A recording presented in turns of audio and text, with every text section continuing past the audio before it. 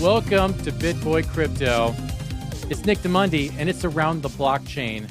It is November 19th in the year of our Lord, 2021.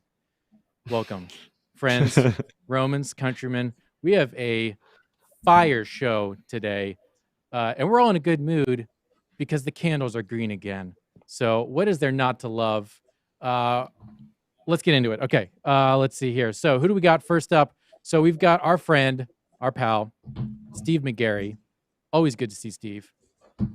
Next up, we've got, let's see. Oh, yes, of course, MacNCheesy in the purple box. Yes, sir. Yum, yum, yum. And CryptoStache in the orange box. Welcome, sir. Clip that. Twitch, clip that. And then in the green box. That's me eating up all the gains. That's me eating all the gains. I'm sure. Just like, give me all the gains. Sure. Sure. And I put some mac and cheese on top of it too. Right on. Okay, in the green box, we've got RiceTV. Mac and cheese heavy is the crown. Heavy is the crown. Heavy is the crown. Okay, folks. So we've got an amazing show today. We've got some hot topics. We've got some history being made with Ethereum. So here's how the show works. We're not doing eliminations anymore. You spoke.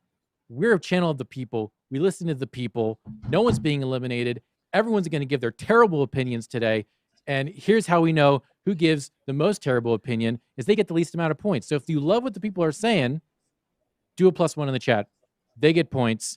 The winner with the most points gets 30 seconds to plug whatever they want at the end of the show. So them's the rules. I didn't make them. Ben and TJ did. If you have complaints, I don't care. So let's get into it. Let's see.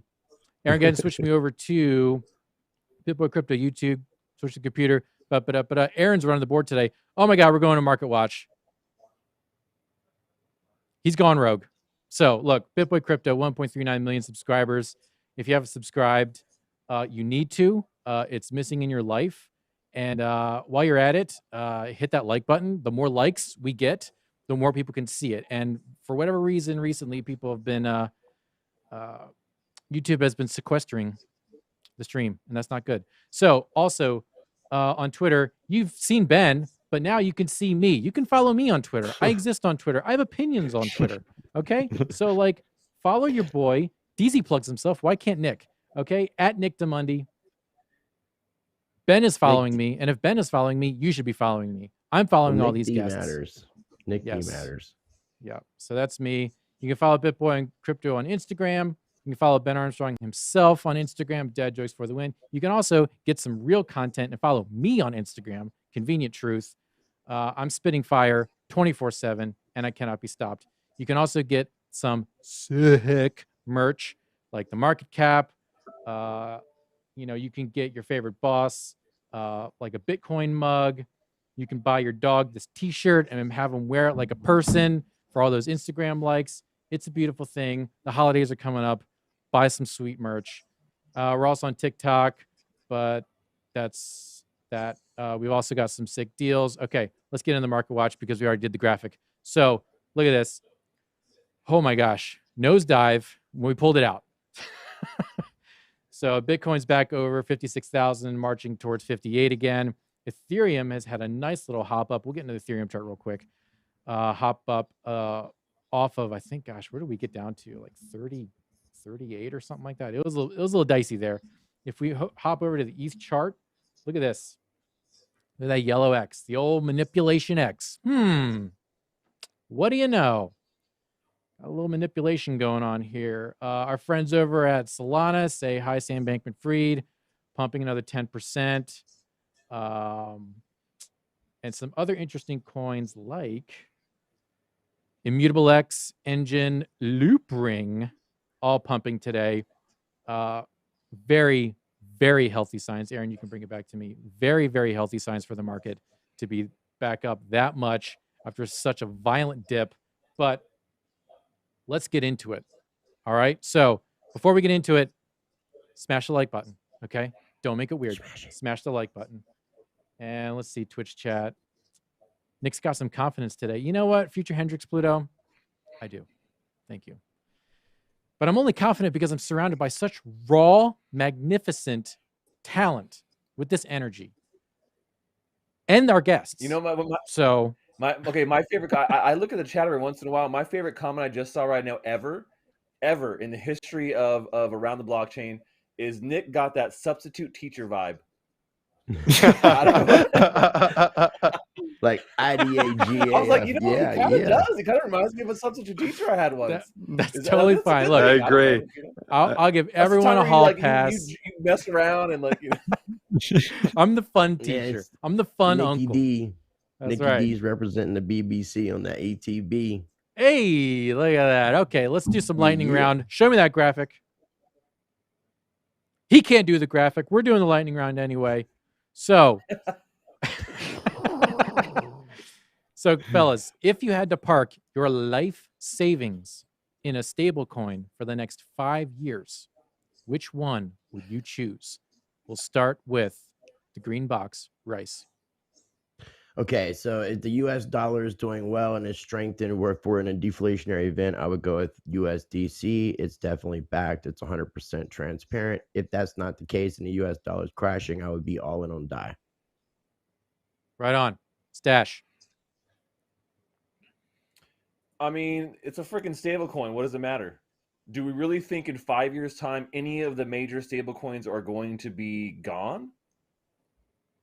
I mean, whatever. If I got to pick, I guess I throw a dartboard up on the wall and put all the stable coins in there and just go bink, like, yeah, that one.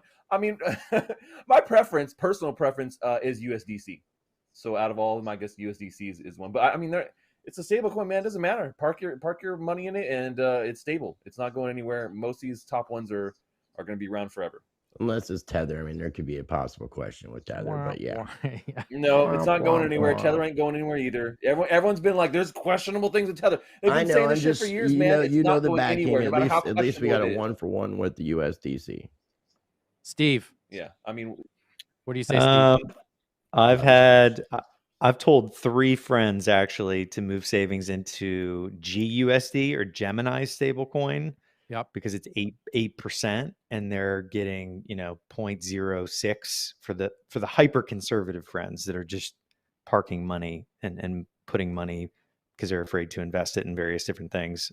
But putting that aside, I think USDC is solid, but GUSD, not only because it's 8% or so, but I think we live in a world where it's literally just Zuckerberg versus the Winklevoss. That's like the two pillars that we're just going to live between.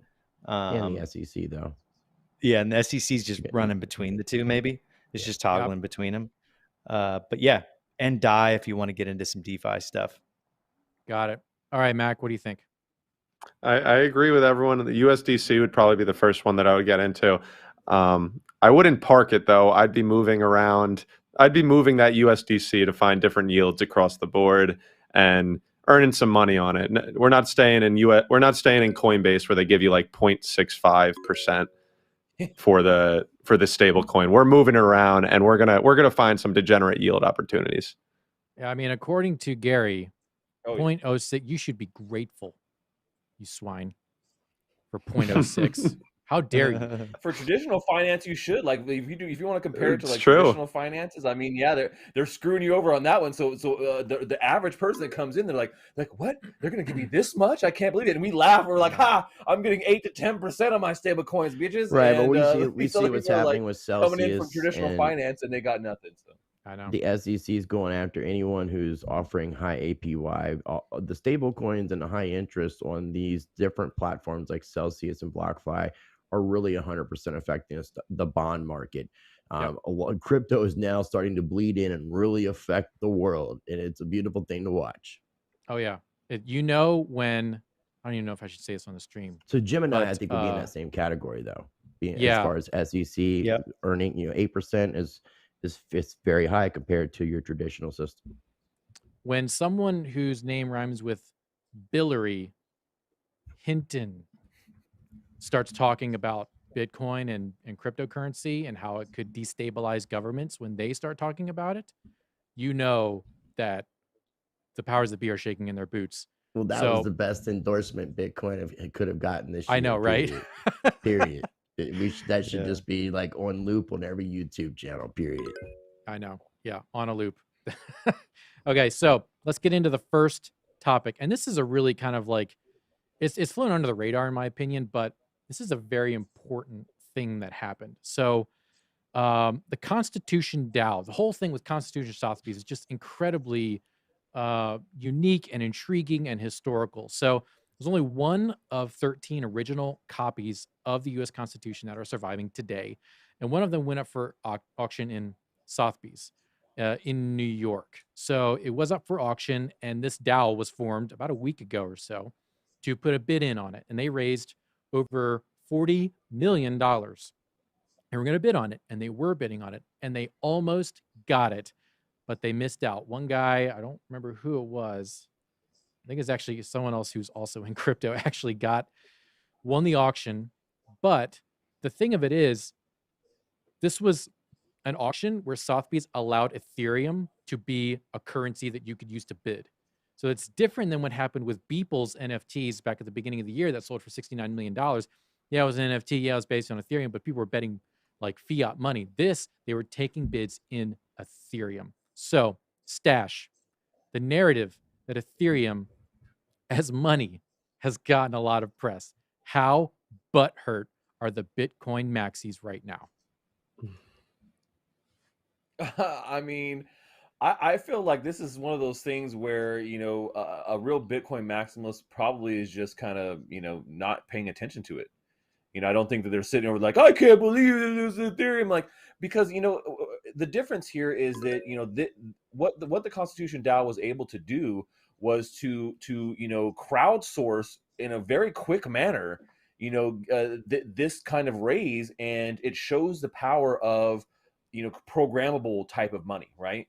Of being able to do something like create a DAO that can be so big and raise millions of dollars, and then gets, I wouldn't say special treatment, but get fast track treatment by companies like FTX to help them with this cash out, because Sotheby's was not taking Ethereum. So if you guys don't know that, they wanted cash, and so FTX was going to help them to cash out for this bid.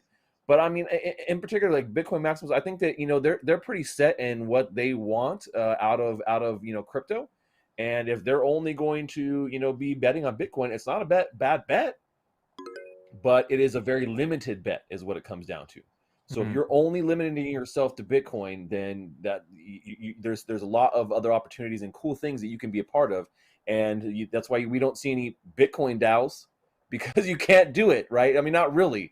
And so until maybe there's smart contracts coming to Bitcoin, which may be a long time from now, I don't know that these Bitcoin Maxies are going to change their mind on any of those stances. So I don't know if they're butthurt, but maybe they just got their head in the sand and just like, I'm not watching, I'm not paying attention, I don't see anything.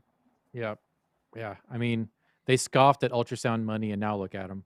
So, Steve, is this a watershed moment for DAOs? Yeah, I mean, I love the idea of DAOs being kind of the future of work, and I've talked about this in the past, where there's virtually no barrier to entry other than having skin in the game. And in the United States, basically an accredited investor is someone who has over $1 million in net worth, and yet they can get access to all these instruments and assets and make investments. But yet anybody can go to Vegas and lose all their money immediately, instantly. And something like this constitutional DAO shows that anyone from anywhere, doesn't matter your background, your neighborhood, anything about you, could literally participate in ownership of the Constitution. And I think it was the ability to control where it was placed. If I remember correctly, it was like where it's going to be displayed, how it's going to be displayed, and things like that were how they were going to have their proposals sent. But I really like the disruption of a decentralized organization, because it's unstoppable. Basically, you have people from all over the world, doesn't matter your background, you can just participate in voting for proposals. And I have participated in quite a few. PieDAO is one of them. I really like the concepts that people bring to the table, because you get a front seat to some of the most innovative proposals that are coming in. So people that want to change the world are literally submitting proposals to get funding from these decentralized organizations. So if you want to change the world, go find a DAO, write up a proposal and submit it, and it'll get voted on and maybe passed. And then you get funding. It's pretty sweet. Pretty sweet. It's like decentralization and democracy is kind of a beautiful thing. It is. Rice.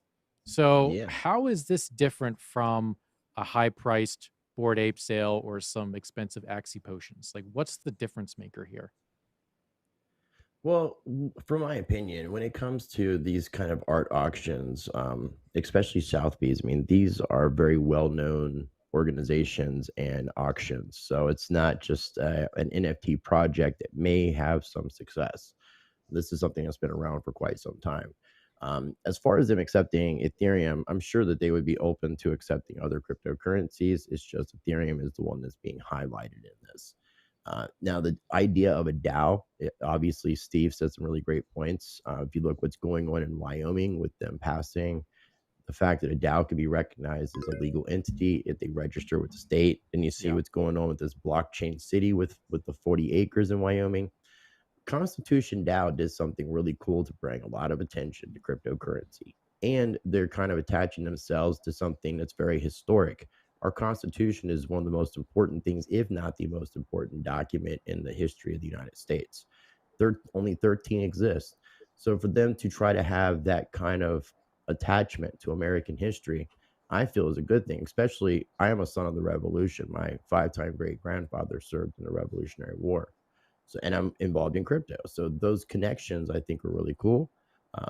I think it's really, it's also when you think about everything going on with like your Hillary Clintons and your infrastructure bills and such, this is putting a positive light when it comes to the government and cryptocurrency from a different aspect, because it's also showing where these DAOs and these entities and people in crypto care about the American values and care about our Constitution and our Bill of Rights. I think those are things that people should also be taking note of. Now, as far as this particular auction, they did do an auction a few weeks ago with starting with the cryptocurrency. I think that was the very first crypto sales auction. So it doesn't say it's limited to just Ethereum, but the Constitution bidding capped a historic night for crypto. But earlier 2 weeks, street artist Banksy captured millions of dollars in Ethereum in an auction for the first crypto sales at Sotheby's. So this the Constitution one was the second one, which makes it seem like this is going to be an ongoing thing. Gotcha. Just going to bring more attention to cryptocurrency. Plus, if you're a whale, we're in a bull market, and you're considering taking profit and cashing out instead of selling and doing a taxable event. You could be purchasing artwork and things like that, and just transferring your value and getting over on the system as well. So it's got a lot of awesome perks too from what America to me represents, and it also has a very powerful statement underneath. Austin, so with FTX being tied so closely to Solana, can you see Solana being the next crypto payment accepted by Sotheby's? Yeah, I think it's really just a matter of kind of what the highest bidder wants to pay. And I think at some point, it's like if there was a Solana whale who wanted to buy the Constitution for $60 million, I think they would be more than willing to be open to accepting Solana.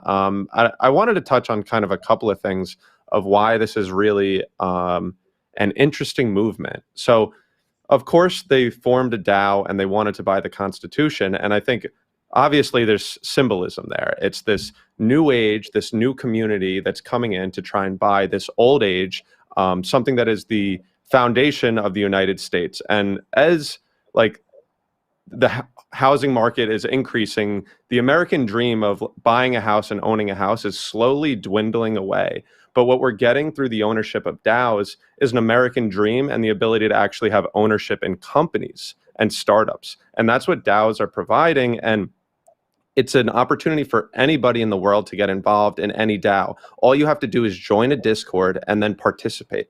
They're looking for active people in their communities.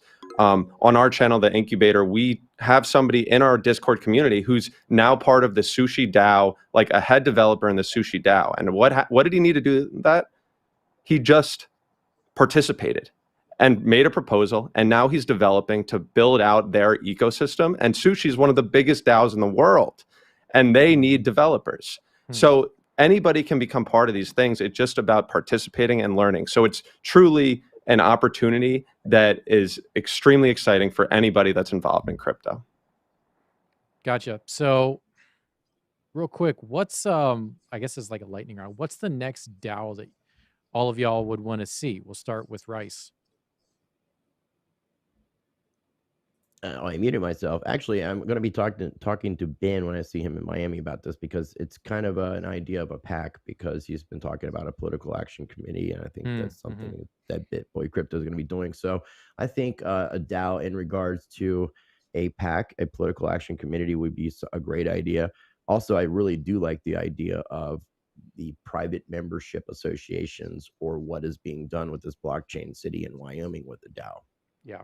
That's fantastic. But definitely when it comes to lobbying, I think that we need to make a lot more of a positive effect with our politicians, and be able to let our voices be heard the correct way. And there's a lot of money in the space. A lot of people have had their lives changed, and some of that money could be given to opportunities to be able to explore it and educate some of these politicians, so that we can make more impact on Capitol Hill. Absolutely. Steve, what do you think? So at NFT NYC, I went to the CyberKongs rooftop party. Shout out to the CyberKongs. Any Kongs in the chat? It's an amazing community. Love my Kongs out there. And we were thinking about what the most impactful DAO could possibly be for all of crypto.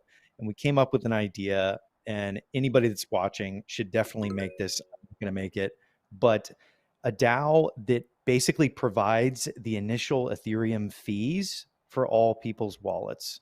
So if you're brand new to the space, when you download something like MetaMask or Exodus or one of these wallets, you have to put Ethereum in there in order to transact and swap and things like that. So if there was a DAO that filled people's wallets just with enough dust to initially transact, you would remove all these back steps that cause it. And I feel like just having a DAO together where everybody contributed, I would totally invest in that. I know a ton of people that would, because we'd lower the barrier to entry for everybody in the crypto space. Everybody watching this would be able to seamlessly get in there. So that's what I think would be pretty sick. Yeah, that would be amazing. That would really turbocharge adoption. Stash, what do you think for DAOs? Man, both of those you guys just gave, those are both really great ideas. I mean, like, the political thing is always on the top of my mind when it comes to DAOs. What kind of governance can really benefit. And I mean, our government is not doing so well, and it hasn't been. I mean, and so I think a DAO would work there. And man, doing a DAO that helps to accelerate crypto adoption, I think is great too.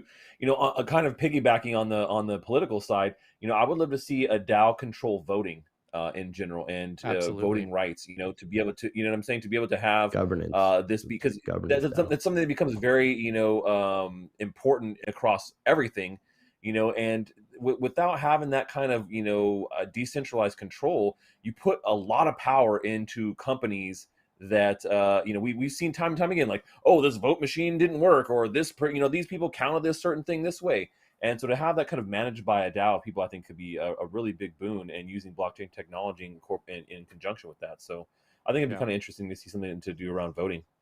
Fantastic. Austin? Another thing, too, I wanted to add, just venture capital, I think would be a really cool idea for a DAO. Yeah. Gary Gensler's going to not be happy about that. But Austin, what do you think? What do you think is next for DAOs? I think the DAO world is so new that we're really not sure what's going to come of it. But I would like to see, I don't know when this is going to come, but I think it will eventually come, some sort of DAO that is focused on the validation of facts, in a sense that what is truthful and what is not truthful. So similar to how a GitHub repo, you can see who commits code and who denies code and who actually changes it. I would like to see a community that's focused on providing factual information to the people in the world at large, so that this fake news, this kind of propaganda, whatever you want to call it, where we truly don't know what's right and what's wrong, there can be people that are holding this community accountable and this knowledge base accountable, such that if they do think something has changed, they can propose it, and then it goes by mass voting and governance. Yeah, it's incredible, the potential of DAOs. Real quick, chat, stop giving Wendy and Naomi a +1. Like, that's inappropriate. They're not here. The guests deserve the points. So, hey, Aaron, how many? I love both of them, though. I know. How many likes and views do we have right now? Get on the mic, Aaron. You can do it. Smash that like see, button for sure. 3,061 viewers and 789 likes. Folks, take a second. We have got to get those likes up. Okay, smash that like button with extreme prejudice. If you're on TV, go to more actions, more options, and there's like little 3 dots, and then hit that like button. We've got to get the likes up. People need this message because right now we're going to be talking about proof of work. One of my favorite topics. Aaron, go to the computer real quick. So people have been making money hand over fist mining at home.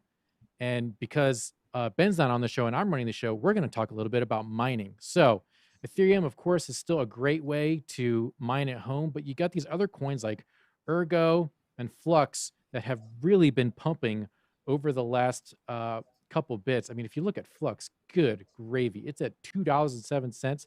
Back at the beginning of the year, it was at 2 cents. Aaron, you can bring it back to me. So, folks, Ethereum 2.0 is like the harbinger of sorrow for GPU mining, and no one likes it. EIP 1559 kind of ruined Ethereum and is pushing the miners away from it. But coins like Kadena, Ergo, Flux, and Ethereum Classic are leapfrogging each other in profitability. Proof of work, though, faces a lot of FUD because environmentalists don't understand the full effect of proof of work and just how green it is and how it promotes green energy consumption. So, Rice, profits can still be made with these coins, but of these coins that I mentioned, who will survive the bear market? Wow, I mean, if we're just going specifically on that, Kadena, I mean, I've been saying this for quite some time, and it kind of fell off my radar until it kind of picked back up. But this was basically a clone of JP Morgan's private chain, and the developers from that just took it and made a public version.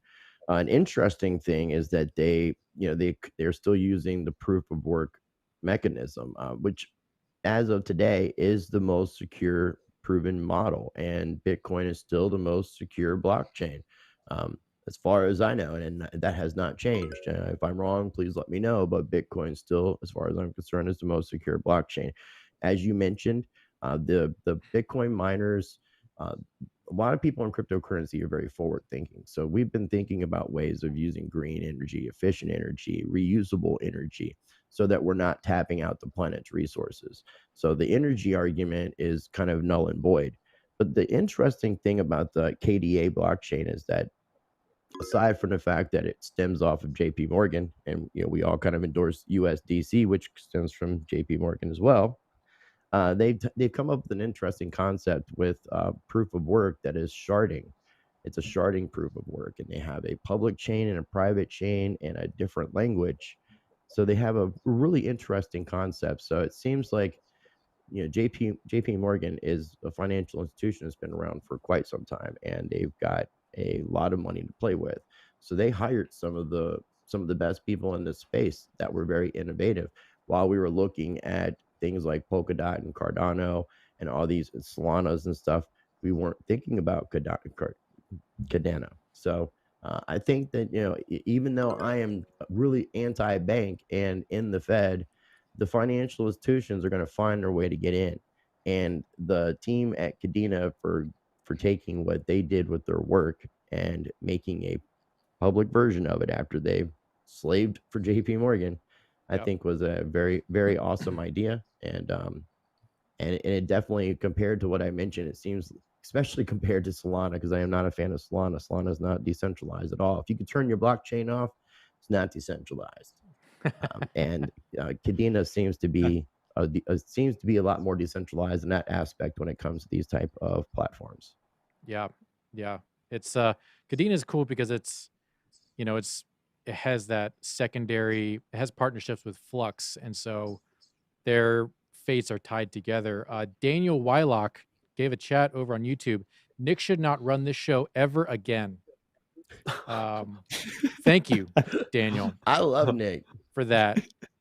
Anyways, Stash, do you think Wax could be saved from EOS by going multi-chain on one of these proof of work coins? Because here's the thing, like, we love Wax, but EOS is kind of, it's like its shoes are untied right now, in my opinion. Maybe you don't share that opinion, but do you see a future for Wax going multi-chain? I have no idea what you're talking about when you say like going away from it. I mean, Wax is its own blockchain. It's just based on EOS technology, so it's not like it's connected to EOS in any kind of way, the company or anything like that. So they've made so many changes to that blockchain, you know, based upon that technology. I mean, you can't really call them identical in any type of way. So I'm not really sure what you mean about like shoes being untied. Where's that coming from? So essentially, because EOS, in my opinion, is a dead project, and that's actually that's not even my opinion. That's the opinion of the guy who founded it. It's not seeing as much development, whereas Ethereum has a ton of development, and so all the other chains that are based on it, their network effect is far greater than that of something like EOS. Whereas Wax is doing their own development on their own, right? Like they have to shoulder 100% of that. They get less of the network effect. Can they go multi-chain and get more of that network effect? That's where I'm going with that question. Yeah, I mean, like I said, Wax is its own blockchain, so no matter what happens with EOS as a company or whatever, I mean, they're off on doing their own thing. It's just based upon that technology. You know, when it comes to network effect like that, I mean, they've already built a bridge to Ethereum. I'm not sure if you guys know that, but there's an Ethereum bridge from Wax to ETH, and they're getting ready to roll out the NFT bridge, so you'll be able to take your NFTs from Ethereum, port them over to Wax, or vice versa in this bridge. And they already, you know, and we're already seeing, you know, lots of games on Wax also bridge over to BSC as well. So with that, I mean, I think that there's tons of network effect there, and just seeing all the projects coming to Wax, people are starting to really finally open their eyes to see how undervalued this NFT chain is. It's the second largest NFT chain, NFT marketplace by volume behind OpenSea, and it's already surpassed Ethereum in number of transactions, like many times over. There's people trading NFTs so much more on Wax than ever on Ethereum. So it's just the amount of dollars that are going through, and that's actually starting to pick up as well. We're starting to see, you know, NFTs that are selling on the Wax blockchain for $500,000. So I definitely see that continuing here in the future. And I think the Wax blockchain definitely has a lot of room for growth and potential. Yeah. See, and you did exactly what I wanted you to do, which was tell us why Wax is great, because we have our Pluto Alliance. We have our Pluto Alliance packs coming out on Wax. We're big. We're very bullish on Wax. We want Wax to succeed, but we're starting these conversations here on Around the Blockchain just so people can understand the whole scope of NFTs, because the NFTs are the future. Steve, a lot of people know about Ethereum Classic, but can you explain the difference between Ergo and Flux? I can't describe the exact differences. I do know Ergo emphasizes the fault tolerance piece. I know that they're leaning into that pretty heavily, just because proof of work is way better at fault tolerance. And for anybody that's brand new to that, basically you can just deal with malfunctions and issues that happen better than something like a proof of stake model. But when you brought up this initially, when you asked, I think it was Rice, about if it's going to survive the next bear market, if anyone watching this has ever looked up Vertcoin, you should, because Vertcoin is basically like the Badger of crypto.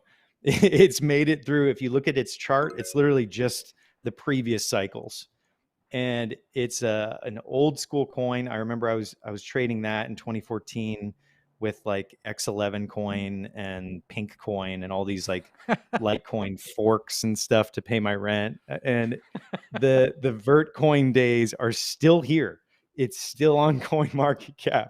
So if there's anything that's going to survive, it's going to be that. I know that for sure. But in terms to answer your question, I do think that proof of work is fantastic. I really like what Rice, the in-depth, I'm going to have to follow up more on the project you were talking about with proof of work, but I really like Ergo. I've been following that closely. I think that they're onto something where it's almost like the merge of the best of both worlds, Bitcoin and Ethereum. I really enjoy, contracts on top. Isn't Bitcoin supposed to be doing smart contracts? Is that a rumor, or do we have The that? Schnorr signatures and taproots is going to allow for smart contract capability. Does that mean it's going to be able to do what Ethereum does? No, not right now. Is that possible in the future? That is very well possible. I mean, the Omni layer that sits on top of Bitcoin is what they use for Tether. They're adding that to Litecoin with Omni Lite, and they're going to be able to create NFTs. So there's already been token creation being done. It's and little smart contracts on Bitcoin previously, but the Schnorr signatures and Taproot and another, I can't remember, it's another tap something. We're going to allow for the smart contract capability, but how advanced it's going Nice. to be right now, I don't think it's going to be very advanced. Got it. Because one of the interesting parts about it is with the interoperability here. Because we've mentioned Solana, we've mentioned all these like proof of work chains. I'm really interested in interoperability projects like Axelar and some of these ones that have popped up and are starting and really innovating in the space. Yeah. Where they're locking things up and letting you go on to the next chain. I'd love to just quickly pose that question to everybody here. What kind of interoperability projects have you guys heard of that you're interested in? Even you, Nick, substitute teacher. I'll let the guest take it away first.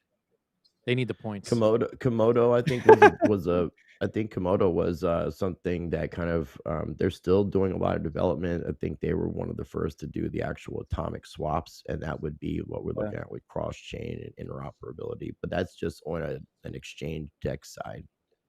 Yeah. About you, I think Stash. that's all. Yeah, Stash, what do you got? I mean, I like what Polkadot's doing.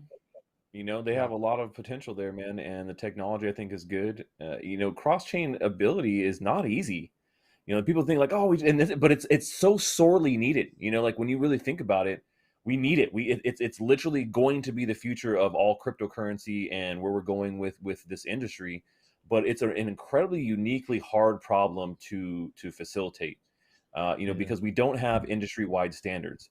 And that's one of the biggest things that we need to work towards is really, defining these are industry-wide standards, not just chain-wide standards like we see with like ERC standards, right? Which is what catapulted Ethereum, but really like cryptocurrency, just industry standards.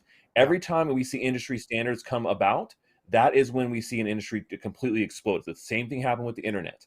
It was struggling until they settled on standards, and standard protocols on how to do things. Before it's like you got all these competing standards, it doesn't work. So interoperability is one of those big ones, and I think that Polkadot has done some decent work on that, but we're still really not there yet. I mean, there's still nobody that really has done an amazing job. Yeah. So sorry, Since real you quick, we're mentioned gonna have to wrap up the show here in a minute, but I have to get to Austin, and I need to get his input. But before I do that, smash that like button real quick before the end of the show. Don't let us down, BitSquad. For me, as far as something cross-chain, I really like what Flare Network is doing with Songbird. I think there's a lot of potential there. MacNCheesy, is crypto better with at-home mining? And do you see there being some boutique chains for specific NFTs cropping up in the future? Is crypto better with at-home mining? I don't think it is, because I think there's probably susceptibility of it getting attacked. I think part of why Bitcoin's so secure is because of the big money that's actually behind it and the millions and millions of dollars that are securing the network. And unfortunately, there's some limitations in terms of what you can actually do in your own. And then in terms of these smaller NFTs or these other chains, I think depending on what the use case is, there's different chains that are better for different scenarios. Like Zed Run, you could never play that game on the Ethereum mainnet. You could never do these smaller transactions. You can never play these type of games that require these higher transactional throughputs on the Ethereum mainnet, at least how it's currently structured. So I think there are, same way that I think there's going to be reasons for there to be different chains from just